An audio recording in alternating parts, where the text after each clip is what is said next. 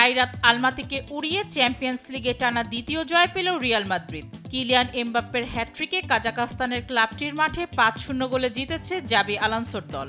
২ match জিতেই ৬ point নিয়ে table তালিকার শীর্ষে রয়েছে লস ব্লাঙ্কোসরা।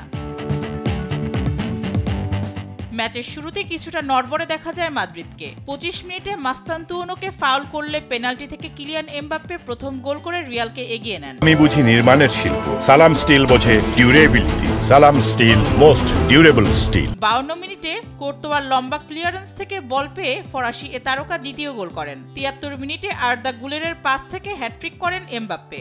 সব মিলিয়ে মৌসুমে এমবাপ্পের গোল হলো ১৩টি। ম্যাচে ৮৩ মিনিটে বদলি খেলোয়াড় এদুয়ার্দো কামাভিঙ্গা নিজের প্রথম গোল করেন। অতিরিক্ত সময়ে রিয়ালের পঞ্চম গোলটি করেন আরেক বদলি খেলোয়াড় ব্রাহিম দিয়াজ।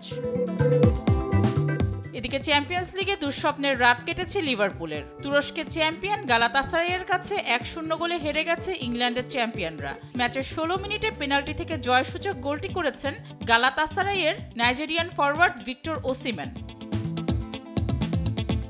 চ্যাম্পিয়ন্স লিগের আরেক ম্যাচে বেনফিকাকে ১-০ গোলে হারিয়েছে চেলসি। তবে লন্ডনের ক্লাবটি জয়সূচক গোলটি পেয়েছে উপহারস্বরূপ। ম্যাচের ১৮ মিনিটে নিজেদের জালে বল জড়ান বেনফিকার রিচার্ড রিওস।